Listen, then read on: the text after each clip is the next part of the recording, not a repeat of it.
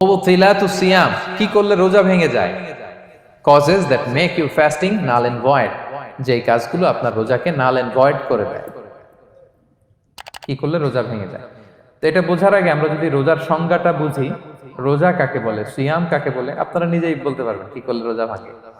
রোজার সংজ্ঞা হচ্ছে আসওমু হুয়াল ইমসাকু আনিল আখলি ওয়া শুরবি ওয়াল জিমাই মিন তুলুইল ফাজরি ইলা গুরুবিশ শামসি মা নিয়া।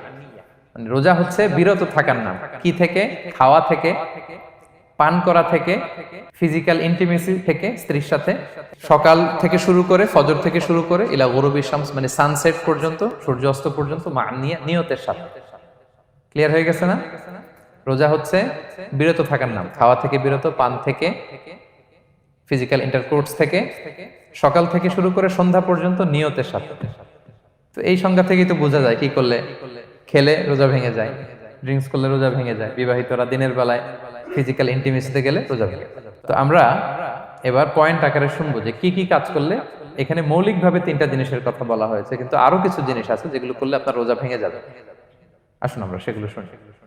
1 নম্বরে হচ্ছে ইচ্ছা করে যদি আপনি খান, ইচ্ছা করে খাইতে হবে, বুঝছেন? ভুল করে খাইলে কিন্তু রোজা ভাঙে না। খুব মজার না ব্যাপারটা? অনেক সময় এমন হয়, অনেকের অভ্যাস যে সকালবেলা সে ঘুম থেকে উঠে পানি খায়।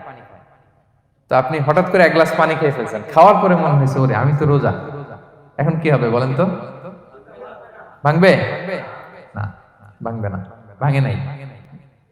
শুধু 1 গ্লাস পানি না, ভুলে যদি 1 প্লেট ভাতও খেয়ে ফেলেন, ভুলে, রোজা ভাঙবে না। তো রোজা অবস্থায় এত বড় ভুল অবশ্য কেউ করে না, কি বলেন? পানির এটা হয়ে যায়, তাও প্রথম 1, 2, 3 রোজায় হয় না? প্রথম 1 দিন, 2 দিন, 3 দিনে অনেক সময় এরকম হয় যে ভুল করে পানি খেয়ে ফেলে। তো ভুল করে যদি কেউ খায় তার রোজা ভাঙে না। অথবা জোর করে যদি কাউকে খাওয়ানো হয় রোজা ভাঙে না। ফোর্সফুলি খাওয়াইলে ভাঙে না, ইন্টেনশনালি যদি কেউ খায় রোজা ভেঙে যায়। ক্লিয়ার? 2 নাম্বার, ড্রিঙ্কিং ইন্টেনশনালি, যদি পান করে ইচ্ছাকৃত, রোজা ভেঙে যায়।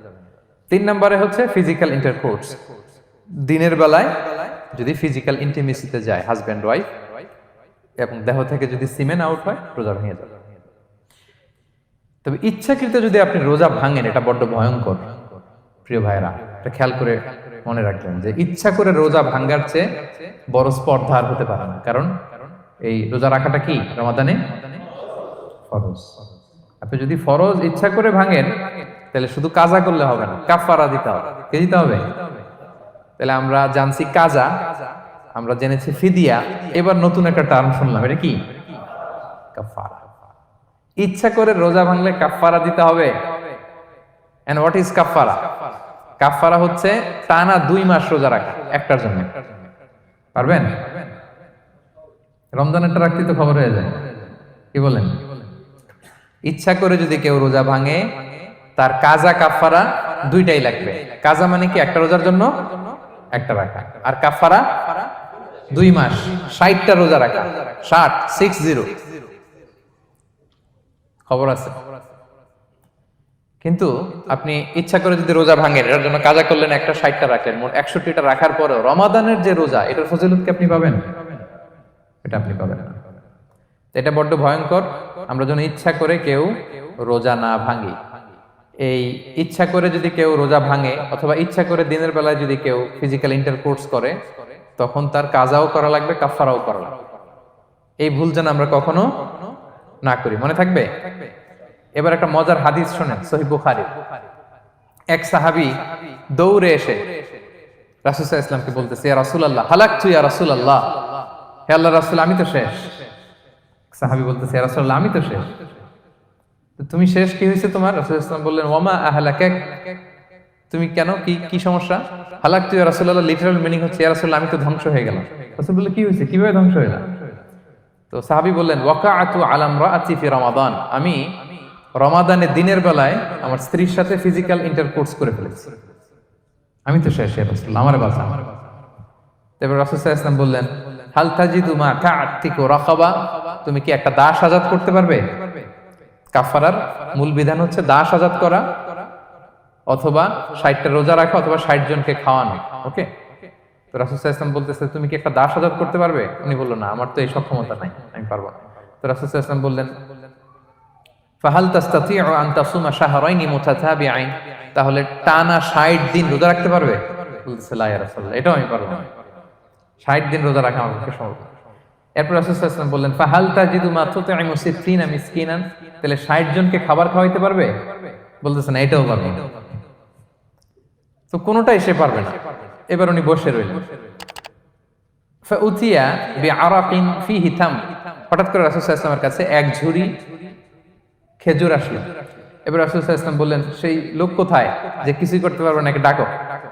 এবার আসলেন। এবার রাসূল সাল্লাল্লাহু আলাইহি ওয়াসাল্লাম বললেন, তুমি দাসও আজাদ করতে পারবে না, 60 দিন রোজা রাখার নিয়ম এটাও পারবে না, 60 জনকে খাওয়ানো এটারও সক্ষমতা নাই, তাহলে এই যে এক ঝুড়ি খেজুর আসছে আমার কাছে, সাদাকার খেজুর, যাও এটা তুমি দান করে দাও আল্লাহর রাস্তায়। এবার উনি বলতেছে, আলা আফকারা মিন্না ইয়া রাসূলুল্লাহ, আমার চেয়েও গরীব কাউরে দান করব? রাসূল সাল্লাল্লাহু আলাইহি ওয়াসাল্লাম বললেন, হ্যাঁ। উনি বলতেছে যে আমার চেয়ে গরীব মদিনায় কেউ নাই। উনি বললেন, ফামা বাইনা লাবাতাইহা আহলু বাইতিন আহওয়াজু ইলাইহি মিন্না ইয়া রাসূলুল্লাহ, এই মদিনায় আমার চেয়ে গরীব, মানে এটার প্রতি মুখাপেক্ষী আমার চেয়ে বেশি কেউ আর নাই। ফাদাহিকান নবী সাল্লাল্লাহু আলাইহি ওয়াসাল্লাম, রাসূল সাল্লাল্লাহু আলাইহি ওয়াসাল্লাম এই কথা শুনে হেসে দিলেন। হাত্তা বাদাত আনিয়াবু, রাসূল সাল্লাল্লাহু আলাইহি ওয়াসাল্লামের চোয়ালের দুই পাশের দাঁত দেখা গেল। রাসূল সাল্লাল্লাহু আলাইহি ওয়াসাল্লাম সাধারণত হাসতেন না, দেহেক যেটা এটা খুব কম হাসতেন না, তিনি তাবাসসুম যেটা স্মাইলিং মুচকি হাসতেন, ওটাতে দাঁত দেখা যায়। কিন্তু এই লোকের কাণ্ড দেখে, এই সাহাবী রাদিয়াল্লাহু তাআলা আনহুর কাণ্ড দেখে রাসূল সাল্লাল্লাহু আলাইহি ওয়াসাল্লাম হাসি আর থামা রাখতে পারলেন না। ফাদাহিকান নবী সাল্লাল্লাহু আলাইহি ওয়াসাল্লাম, রাসূল সাল্লাল্লাহু আলাইহি ওয়াসাল্লাম এমন হেসেই দিলেন যে ওনার দাঁত দেখা গেল, এরকম হাসি উনি হাসেন না। এরপর রাসূল সাল্লাল্লাহু আলাইহি ওয়াসাল্লাম বললেন, কি আর করা, যাও, ইযহাব ফাআতঈমহু আহলাক, যাও নিয়ে তোমার ফ্যামিলিতে খাও। করছো তুমি বড় ভুল, এখানে কাফারা দিতে হবে, 60টা রোজা রাখা, দাস মুক্তি, 60 জনকে খাওয়ানো, কিছুই পারবা না। আসলো খেজুরের বক্স, তোমার সাহায্য করার জন্য দিলাম, যাও এটা সদকা করো। এখন তুমি বলতেছো তোমার চেয়ে গরীব আর মদিনায় কেউ নেই, তো কি আর করা, যাও তুমি খাও। তো এই মজার হাদিসটা এই কাফারা রিলেটেড হাদিসের মধ্যে এসেছে। তো যদি আপনি ভুল করে, আপনি যদি ইন্টেনশনালি ইচ্ছা করে যদি রোজা ভেঙে ফেলেন, প্রিয় ভাইরা, এটা কিন্তু বড্ড ভয়ঙ্কর। এটার জন্য আপনার কাফারা দিতে হবে, 60টা রোজা রাখতে হবে।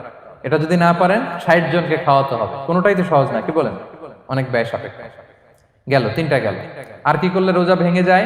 ইচ্ছা করে যদি বমি করে রোজা ভেঙে যাবে, তবে অনিচ্ছা সত্ত্বে বমি আসলে রোজা ভাঙে। ক্লিয়ার? রাসূল সাল্লাল্লাহু আলাইহি ওয়াসাল্লাম বলেছেন, মান দারাআহুল কাইউ আই গালাবাহু ফালাইসা আলাইহি কাদা, কেউ যদি অনিচ্ছাকৃত বমি আসে কাজা করা লাগবে না। ওমান ইস্তাকা, কেউ যদি ইচ্ছা করে বমি করে, আমদান ফালিয়াকদি, সেজন্য এই রোজাটা কাজা করে। আচ্ছা, 5 নাম্বার হচ্ছে আল ইস্তিমনা, মানে মাস্টারবেশন, হস্তমৈথুনের মাধ্যমে কেউ যদি সিমেন আউট করে, তাহলে তার রোজা ভেঙে যাবে, এবং এটার জন্য কাজা কাফারা দুইটাই লাগবে। 6 নাম্বার স্মোকিং। স্মোকিং যদি রমাদানে কেউ করে, রোজা কিন্তু শেষ। এদিকে আমার মাসালা শেখায় না নতুন করে, অনেকে অনেক ডানে বায়ে মাসালা করে যে হুজুর এটাতে এই, ওটাতে, এটা তো ধোঁয়া, এটা তো এই না। স্মোকিং করলে আপনার রোজা ভেঙে যাবে, কারণ এটার মধ্যে এমন পার্টিকেল থাকে যেটা আপনার ভিতরে চলে যায়, সো আপনার রোজা ভেঙে যাবে। খবরদার স্মোকিং করবেন না। 7 নাম্বারে আপনি যদি নাকে ড্রপ দেন, রোজা রাখা অবস্থায় নাকে ড্রপ দেওয়া যাবে না। হ্যাঁ, নাক হচ্ছে gateway to reach in the stomach, এটা স্টোমাকে পৌঁছার একটা গেটওয়ে। আপনি নাকে ড্রপ দিলে দেখবেন কিছুক্ষণ পরে গলায় একটা তেতো তেতো ভাব অনুভব হয়, আস্তে করে এটা স্টোমাকে চলে যায়, আপনার রোজা ভেঙে যাবে। নাকের ড্রপ এটা রাতে, সন্ধ্যা থেকে শুরু করে সাহুর খাওয়া পর্যন্ত। আচ্ছা, এজন্য রমাদানে কিন্তু অজু করার সময় নাকে পানি দিতে সাবধান।